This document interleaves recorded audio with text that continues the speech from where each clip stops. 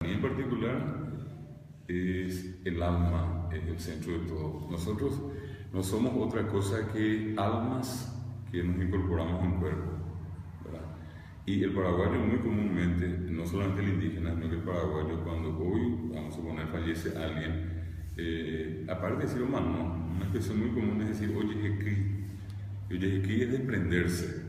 O sea que el guaraní y el paraguayo tienen el concepto muy profundo de lo que es el cuerpo y el alma, porque ¿qué es lo que se desprende? El alma migra y queda el cuerpo.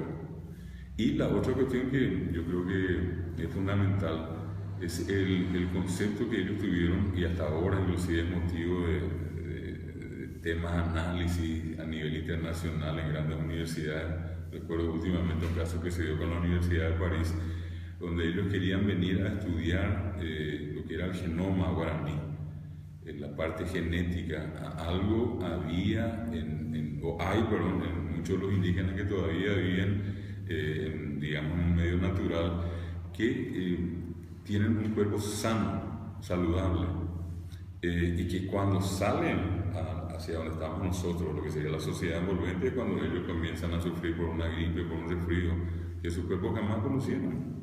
Yo nunca olvido un muy conocido caso que se dio con los ayoreos, una experiencia terrible, una crónica de muerte que se dieron en el año 86 y 87 más o menos, cuando un grupo de indígenas que fueron reducidos por una comunidad de menonitas en términos religiosos, durante 25 años se les metió en la cabeza que ellos tenían que ir al monte a buscarle a sus hermanos para que viniesen a esta sociedad nuestra y conociesen a Dios, porque el Dios que ellos tenían no era el verdadero, ¿no? Entonces 25 años después, esto ya con el ánimo muy pacífico,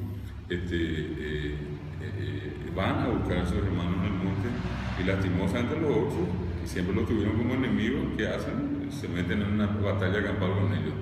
Mueren 5 de los 34 que fueron.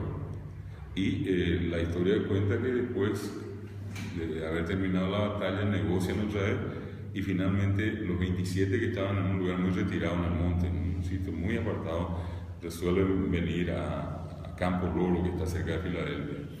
Y a los días de haber llegado acá, ellos se encuentran con elementos totalmente extraños. Uno de ellos en materia de salud decía un resfrío que a nosotros no nos hace absolutamente nada, a varios ellos les mató. O por ejemplo el tema de la tos.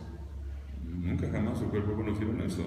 Y lo otro es que allá ellos solamente consumían elementos vegetales como zapallo, sandía, inclusive la raíz del caraguatá, cuando no había nada que comer, miel de abeja, agua, y de animales solamente la tortuga que es un animal de carne blanca, o sea, como el pescado, es fácil de digerir.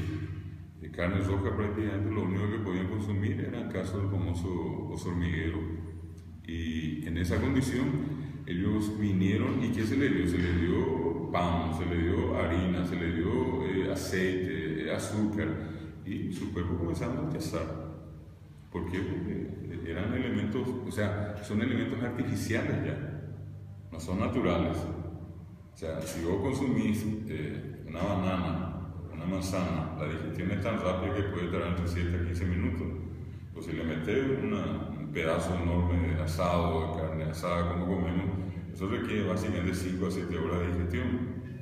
Por eso que la gente una vez que come a la noche tiene pesadillas, porque el estómago está trabajando intentando digerir y resulta que hay un sueño, pero el estómago, el cuerpo está trabajando.